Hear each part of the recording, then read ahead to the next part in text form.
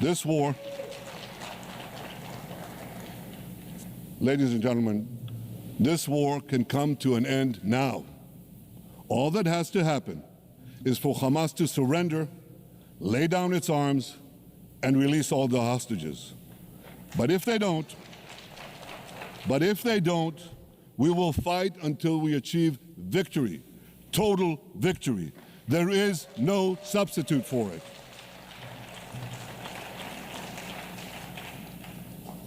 Israel must also defeat Hezbollah in Lebanon. Hezbollah is the quintessential terror organization in the world today. It has tentacles that span in all continents. It has murdered more Americans and more Frenchmen than any group except bin Laden. It's murdered the citizens of many countries represented in this room. And it has attacked Israel viciously over the last 20 years. In the last year, completely unprovoked.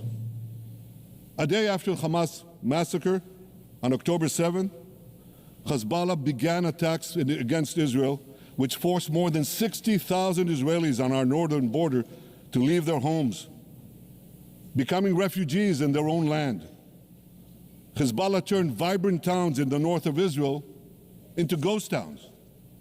So I want you to think about this in equivalent American terms.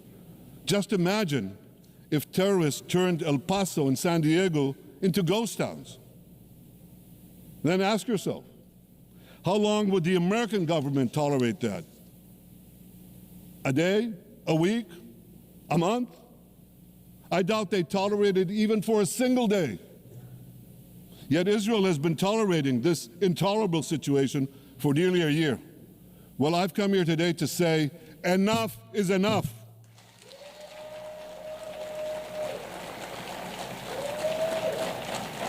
We won't rest until our citizens can return safely to their homes. We will not accept a terror army perched on our northern border, able to perpetrate another October 7th style massacre. For 18 years, Hezbollah brazenly refused to implement UN Security Council Resolution 1701, which requires it to move its forces away from our borders. Instead, Hezbollah moved right up to our border. They secretly dug terror tunnels to infiltrate our communities and indiscriminately fired thousands of rockets into our towns and villages. They fire these rockets and missiles not from military sites, not from that. They do that too. But they fire those rockets and missiles after they place them in schools, in hospitals, in apartment buildings, and in the private homes of the citizens of Lebanon. They endanger their own people. They put a missile in every kitchen, a rocket in every garage. I said to the people of Lebanon this week, get out of the death trap that Hezbollah has put you in. Don't let Nasrallah drag Lebanon into the abyss. We're not at war with you. We're at war with Hezbollah, which has hijacked your country and threatens to destroy ours. As long as Hezbollah chooses the path of war, Israel has no choice, and Israel has every right to remove this threat and return our citizens to their homes safely. And that's exactly what we're doing.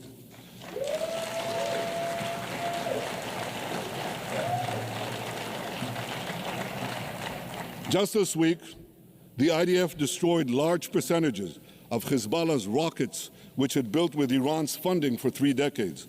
We took out senior military commanders who not only shed Israeli blood, but American and French blood as well. And then we took out their replacements, and then the replacements of their replacements.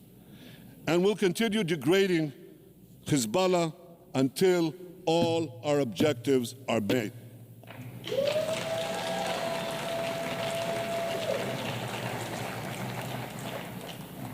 Ladies and gentlemen, we're committed to removing the curse of terrorism that threatens all civilized societies. But to truly realize the blessing of a new Middle East, we must continue the path we paved with the Abraham Accords 4 years ago. Above all, this means achieving a historic peace agreement between Israel and Saudi Arabia.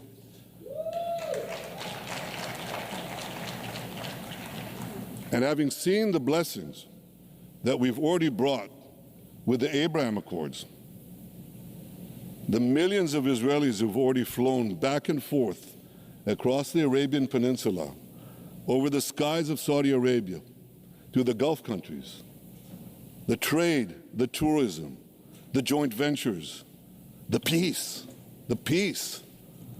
I say to you, what blessings such a peace with Saudi Arabia would bring. It would be a boon to the security and economy of our two countries. It would boost trade and tourism across the region.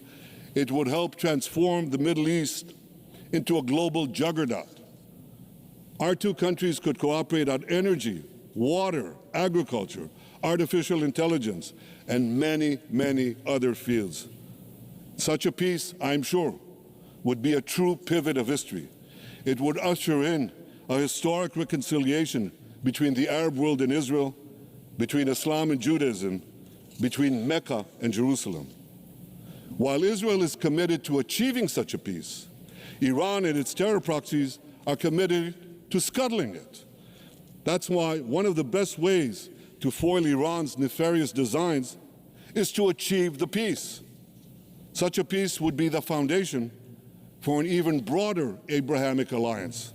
And that alliance would include the United States, Israel's current Arab peace partners, Saudi Arabia, and others who choose the blessing of peace. It would advance security and prosperity across the Middle East and bring enormous benefits to the rest of the world. With American support and leadership, I believe this vision can materialize, and much sooner than people think. And as the Prime Minister of Israel, I will do everything in my power to make it happen. This is an opportunity that we and the world should not let go by.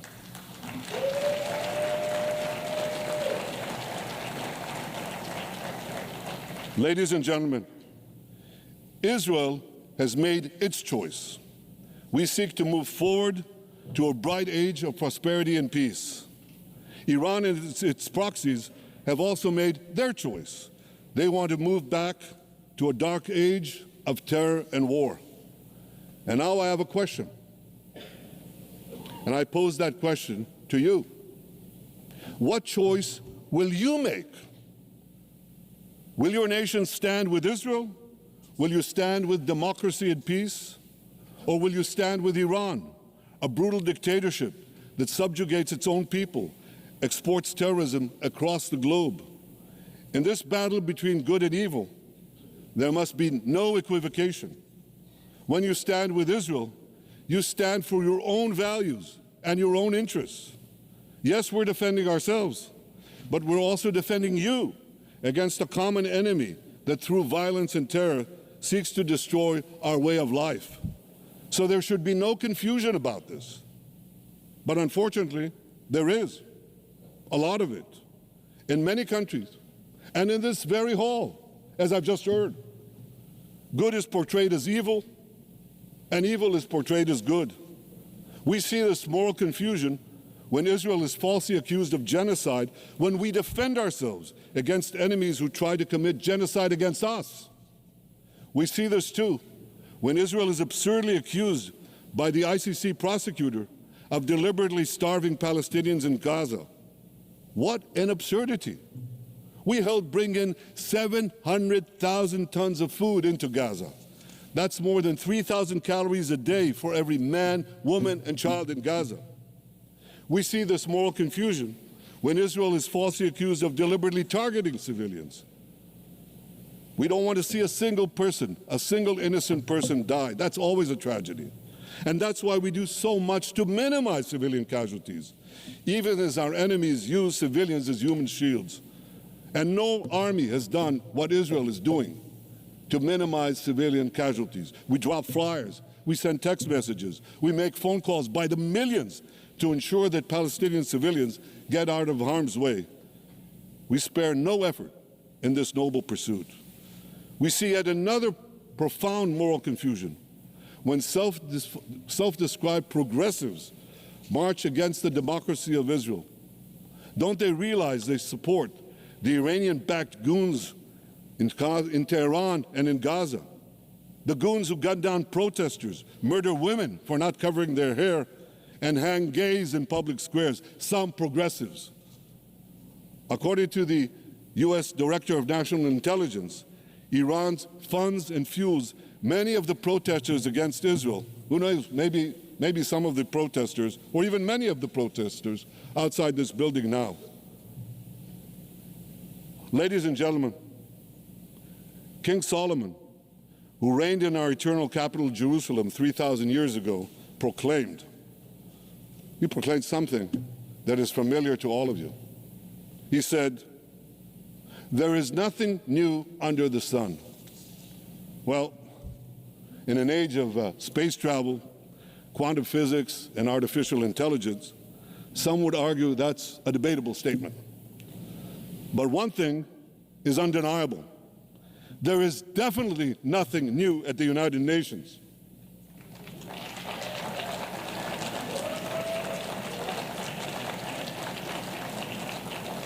Take it from me. I first spoke from this podium as Israel's ambassador to the UN in 1984. That's exactly 40 years ago. And in my maiden speech here, I think it's the same podium, by the way. In my maiden speech here, I spoke against a proposal to expel Israel from this body. 4 decades later, I find myself defending Israel against that same preposterous proposal. And who's leading the charge this time? Not Hamas, but Abbas, Palestinian Authority President Mahmoud Abbas. This is the man who claims he wants peace with Israel. Yet he still refuses to condemn the horrific massacre of October 7th. He's still paying hundreds of millions to terrorists who murder Israelis and Americans. It's called pay for slay. The more you murder, the more you get paid. And he still wages unremitting diplomatic warfare against Israel's right to exist and against Israel's right to defend itself. And by the way, they amount to the same thing. Because if you can't defend yourself, you can't exist. Not in our neighborhood, certainly, and maybe not in yours. Standing in this podium 40 years ago, I told the sponsors of that outrageous resolution to expel Israel, "Gentlemen, check your fanaticism at the door." Today, I tell President Abbas and all of you who would shamefully support that resolution, check your fanaticism at the door. The singling out of the one and only Jewish state continues to be a moral stain on the United Nations. It has made this once respected institution contemptible in the eyes of decent people everywhere. But for the Palestinians, this UN House of Darkness is home court. They know that in this swamp of anti-Semitic bile, there's an automatic majority willing to demonize the Jewish state on anything. In this anti-Israel flat earth society, any false charge, any outlandish allegation can muster a majority. In the last decade, there have been more resolutions passed against Israel in this hall at the UN General Assembly than against the entire world combined. Actually, more than twice as many. Since 2014, this body condemned Israel 174 times. It condemned all the other countries in the world 73 times.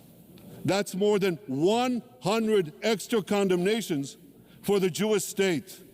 What hypocrisy, what a double standard, what a joke. So the UN's hostility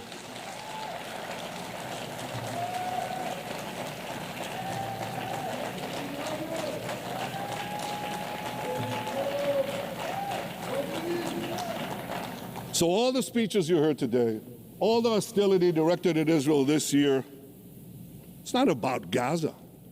It's about Israel. It's always been about Israel's very existence. And I say to you, until the Jewish state is treated like other nations, until this anti-Semitic swamp is drained, the UN will be viewed by fair-minded people everywhere as nothing more than a contemptuous farce.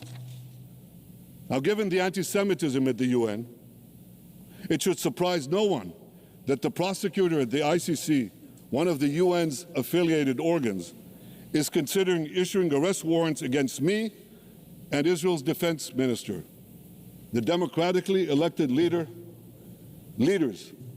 of the democratic state of Israel. The ICC prosecutors rushed to judgment. His refusal to treat Israel with its independent courts the way other democracies are treated is hard to explain by anything other than pure anti-Semitism. Ladies and gentlemen, the real war criminals are not in Israel. They're in Iran. They're in Gaza, in Syria, in Lebanon, in Yemen. Those of you who stand with these war criminals, those of you who stand with evil against good, with a curse against the blessing, those of you who do so should be ashamed of yourselves.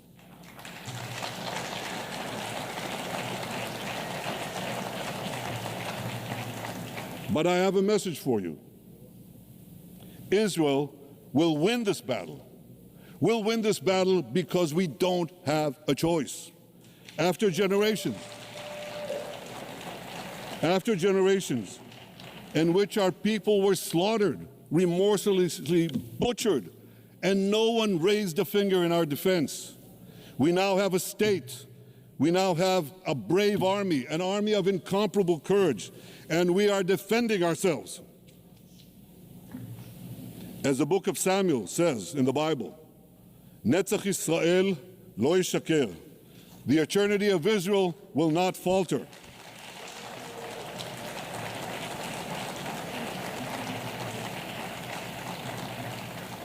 In the Jewish people's epic journey from antiquity, in our odyssey through the tempests and upheavals of modern times, that ancient promise has always been kept, and it will hold true for all time. To borrow a great poet's phrase, Israel will not go gently into that good night. We will never need to rage against the dying of the light, because the torch of Israel will forever shine bright.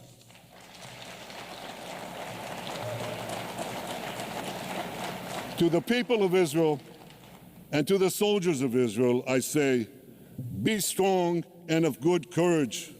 חזקו ואמצו ואל תיראו מפניהם, כי אדוני אלוהיך הוא ההולך עמך, לא ירפך ולא יעזבך. Am Yisrael Chai, the people of Israel live now, tomorrow, forever. Thank you.